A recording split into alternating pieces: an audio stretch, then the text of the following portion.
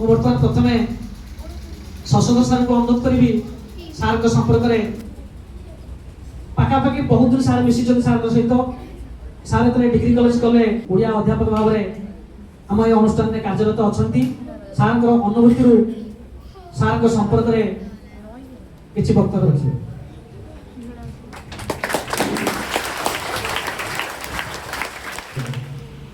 प्रथम दीपर आलोक केतेबेले कम पड़े से जड़े शिशु जड़े शिक्षक गोटे बही आ गोटे कलम सारा दुनिया को भी बदल दे पारे। जय जगन्नाथ, जय बाबा शांति दुर्गा। आम मान बहु परिचित एवं ये अंचल विष्णु शर्मा ये अंचल पितामह भीष्म एवं ये अंचल सर्वश्रेष्ठ बिंधाणी कारीगर स्वर्गत ध्रुवचरण दास आम गहन नहांती। प्रायतः आ भितरे एक वर्ष अतिक्रांत हो जाइछि। गत वर्ष ठीक यही मासरे तांकर देहांत होइतिला। तेबे तांको एक वर्ष अंचल रे पुणी थरे मन पकई तांको स्मृतिचारण करिवा पाई तांको श्रद्धांजलि देवा पाई एक आदर्श अनुष्ठान आदर्श शिक्षक शिक्षिका छात्र छात्री माने जो आदर्श काम करछन्ते मां बासंती ज्ञान बिंदु कोचिंग सेंटर रे एवं सेथिपाई उद्दिष्ट भव्य समारोह ये सभारे मु आमंच समस्त को मो तरफरु 1000 कोटी प्रणम्य अर्घ्य निवेदन करछि।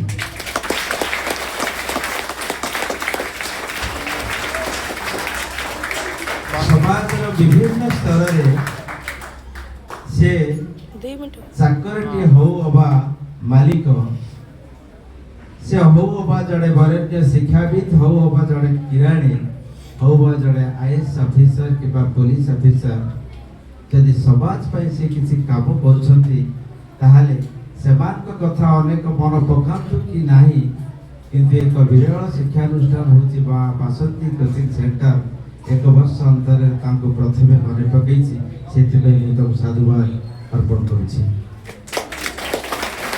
कथा कि होची गतकाली एक अंतरंग मुहूर्त रे आलोचना कला बेले विश्वजीत सार कहते जातीय स्तर रे जेमिति जन्म जयंती से गांधी जयंती हो किबा गुरु दिवस हो जेमिति पालन होची ये माटी रे मां बासंती ज्ञान बिंदु कोचिंग सेंटर थिबा पर्यंत सेमति एक स्थायी दिवस पालन करिवे जहा ध्रुव सार को उद्देश्य रे उत्सर्गीकृत हबो से कथा मध्ये एक गठनमूलक प्रस्ताव से आज मध्ये रखि पार है।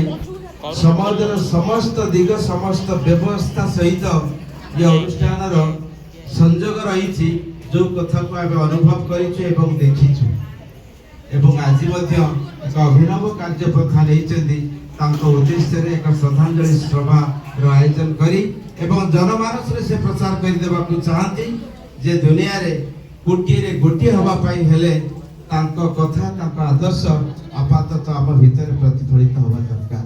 पहुंची से पिलाटी रो सेवा कला जहा इंजेक्शन औषध दवा देला पाखा पाखी राति 4टा हे गला सेठी फेरला बळे सेही बाटे ही फेरी आसला बळे ठीक सेही जगह रे डाक्टर ए डॉक्टर रो संगे संगे से कहला कहला माछी सची हां अछि जळेला जळे रिपोर्ट देखिला सेही लोक सेठी आइछि एवं देख साला परे जळे साला परे से घर को फेरला घरे आसी सोईछि कि नाही 5टा परे परे तांको ऑफिस रे फोन आसला एवं से फोन रे तांको डाक्टर ऑफिसर जे कहले तो डाक्टर बाबू आपन को शीघ्र आसीयो पड़िबो तो काईनी ना हम मेडिकल रो जड़े डाक्टरंकर असुविधा होईछि से तांको पर माड होईछि से खून खराब होईछि ता रक्तस्राव होईछि एवं काली राति रे से सेवा करिया पे जाइथिले एवं बाटरे तांको जणे खून खराब करिछि मारिछि हानिछि सब प्रकार अब आपन को आसीयो पड़िबो तो कोन गले चाकरी करछि ना गले जाई पहुंचला परे तांको छोटू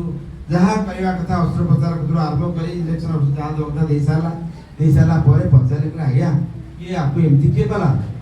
ସେ କହିଲେ ଏମିତି ଗୋଟେ ଲୋକ ଯେ ବାଟରେ ସେ ଯାଉଥିଲେ ତାକୁ ଏମିତି କରିଛି, ଏବେ ଆମେ ତାକୁ ଜବତ କରିଛୁ, ଆଉ ଜବତ କରି ଫରୱାର୍ଡ କରିଦେଇଛୁ, ଏବେ ସେ ଜେଲରେ ଅଛନ୍ତି। ଇଏ କହିଲେ ମୁଁ ବି ତାକୁ ଦେଖିବାକୁ ଚାହୁଁଛି।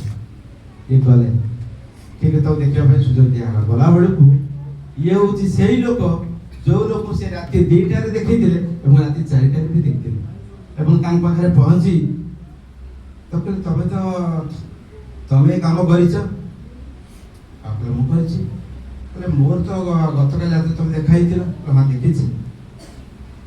କାହିଁ ସେମିତି କିଛି ତ ମୋର ଅସୁବିଧା କାହିଁ ହେଲାନି, ଆଙ୍କର କାହିଁ ଅସୁବିଧା ହେଲା?